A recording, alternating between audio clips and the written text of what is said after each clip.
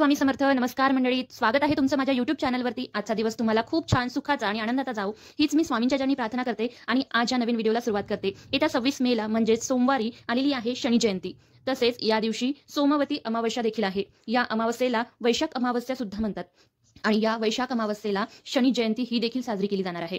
या दिवशी शनिदेवाची विशेष पूजा करण्याची पद्धत आहे।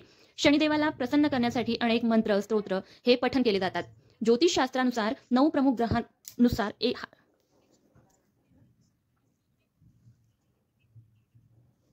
ज्योतिषशास्त्रातील 9 प्रमुख ग्रहातील शनी हा एक प्रमुख ग्रह आहे आणि शनी हा इतर ग्रहांपेक्षा हळू चालतो, म्हणूनच त्याला शनी म्हणतात। शनीच्या जन्माबद्दल बरेच काही सांगितले गेलेले आहे। ज्योतिषशास्त्रात शनीच्या प्रभावाचे स्पष्ट संकेत आहे। शनी ग्रह हा वायू तत्वाचा आणि पश्चिम दिशेचा स्वामी आहे।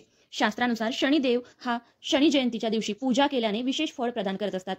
या शनी जयंतीच्या दिवशी सर्वजण मंदिरामध्ये जाऊन शनिदेवाची पूजा करतात आणि दुःखांपासून मुक्ती मिळावी अशी प्रार्थना करतात।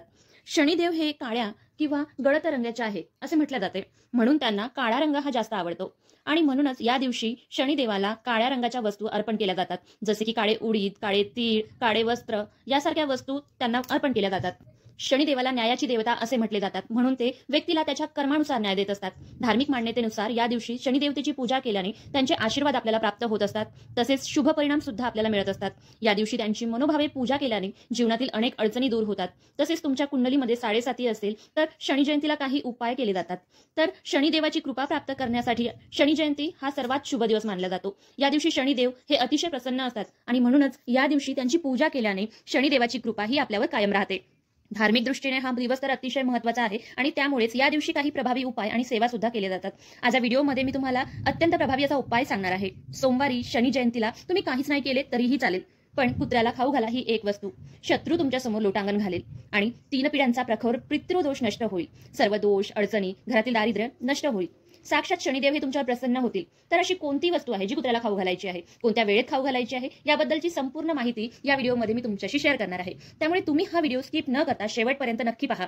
चॅनलवरती नवीन असाल तर चॅनलला सबस्क्राइब जरूर करा आणि असेच माहितीपूर्ण नवनवीन व्हिडिओ पाहण्यासाठी बेल आयकॉनला क्लिक जरूर करा। म्हणजेच काय होणार की जेव्हा कधी मी नवीन व्हिडिओ अपलोड करेल तेव्हा सर्वप्रथम तुम्हाला व्हिडिओची नोटिफिकेशन मिळेल आणि तुम्ही कुठलाही व्हिडिओ मिस करणार नाही। आणि आज या व्हिडिओमध्ये मी जो तुम्हाला उपाय सांगणार आहे तर हा उपाय आपल्याला सोमवारी करायचा आहे, म्हणजेच 26 मेला शनी जयंती आहे आणि सोमवती अमावस्या सुद्धा आहे आणि या दिवशी आपण दिवसभरामध्ये कधीही हा उपाय करू शकता। अगदी सकाळपासून संध्याकाळपर्यंत जेव्हा केव्हा तुम्हाला शक्य होईल, वेळ मिळेल तेव्हा तुम्हाला ही एक वस्तू जी आहे ती कुत्र्याला खाऊ घालायची आहे।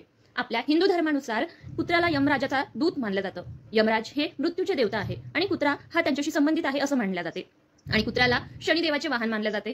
या दिवशी आपण ही एक वस्तू जर आपण कुत्र्याला खाऊ घातली तर जीवनामध्ये सुख आणि शांती नांदत असते।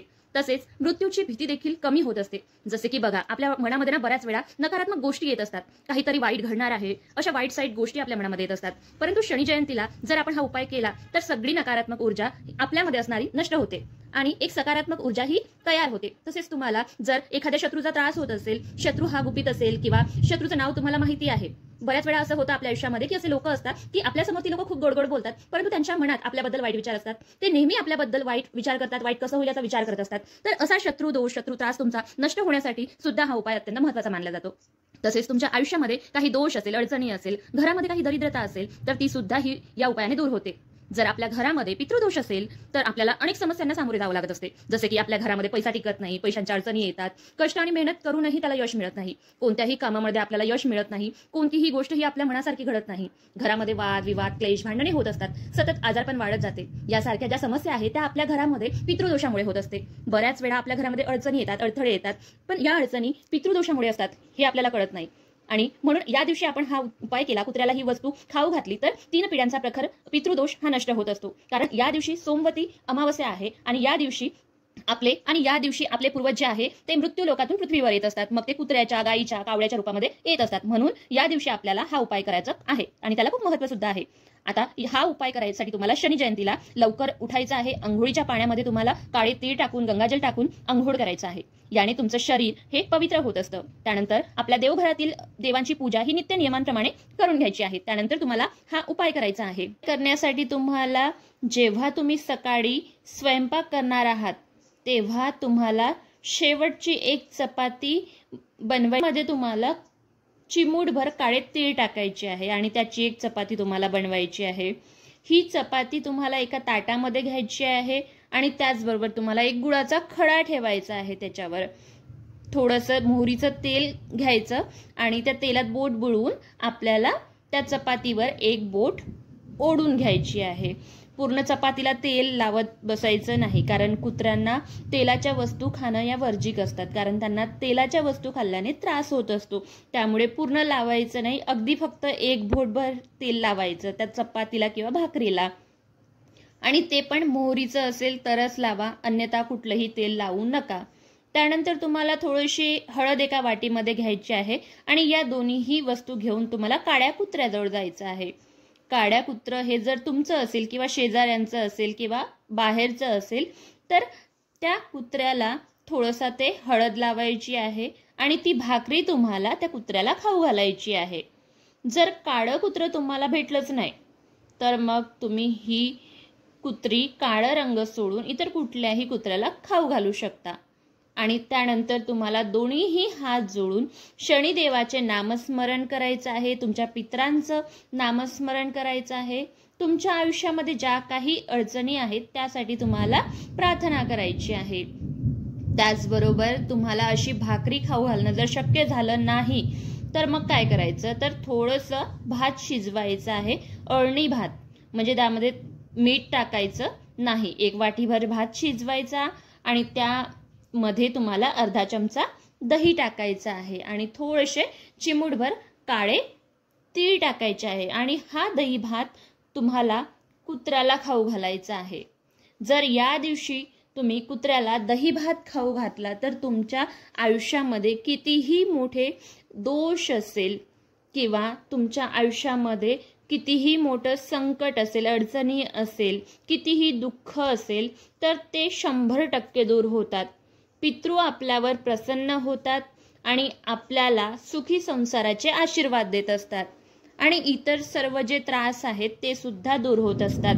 जर तुम्हाला या दोन्हीही वस्तू शक्य झाल्या नाही तर किमान तुम्ही जेव्हा बाहेर जाल, जिथे कुठे तुम्हाला कुत्रा दिसेल काळा किंवा इतर कुठल्याही रंगाचा मिळाला तर त्याला कमीत कमी तुम्ही एक बिस्किटचा पुडा नक्की खाऊ घाला.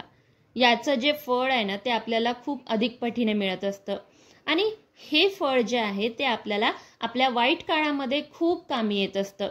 म्हणून तुम्हाला काहीही शक्य झालं नाही तर तुम्ही बाहेर जाताना तुम्हाला कुत्रा दिसला तर त्याला ब्रेड किंवा बिस्किट काहीतरी खाऊ घाला. त्याचबरोबर जर तुम्हाला कुठेही कुत्रा दिसला तर त्याला विनाकारण दगड मारू नका किंवा त्रास देऊ नका. जर या दिवशी तुम्ही कुत्र्याला त्रास दिला तर नक्कीच तुम्हाला शनी दोषाचा त्रास होऊ शकतो आणि यामुळे तुम्हाला तुमच्या आयुष्यामध्ये अनेक समस्यांना सामोरे जावं लागतं. धार्मिक ग्रंथानुसार जर या दिवशी कुत्र्याला आपण अशा प्रकारचे अन्न दिल्याने आपल्या वाईट ऊर्जा किंवा नकारात्मक ऊर्जा या आपल्या घरातून निघून जात असते. शनी दोष आणि पितृदोष हा सुद्धा नष्ट होत असतो आणि घरामध्ये सकारात्मक ऊर्जा येऊन घराची वास्तू ही शांत राहते आणि यामुळे घरामध्ये सुख आणि समृद्धी टिकून राहते. तसेच या दिवशी कुत्र्याला जर आपण या वस्तू खाऊ घातल्या तर आपल्या घरामध्ये स्वच्छता आणि चांगलं आरोग्य येतं. कुत्र्याची निष्ठा आणि उपस्थिती ही आपल्या घरामध्ये आनंद आणि समृद्धी आणत असते आणि म्हणून आपल्याला आवर्जून हा उपाय शनी जयंतीला करायचा आहे. व्हिडिओ तुम्हाला आवडला असेल तर व्हिडिओला लाईक करा, चॅनलवर नवीन असाल तर चॅनलला सबस्क्राईब करा आणि हा व्हिडिओ आपल्या फ्रेंड्स अँड फॅमिलीमध्ये नक्की शेअर करा. चला तर मग भेटूया अशाच माहितीपूर्ण नवीन व्हिडिओमध्ये. तोपर्यंत श्री स्वामी समर्थ.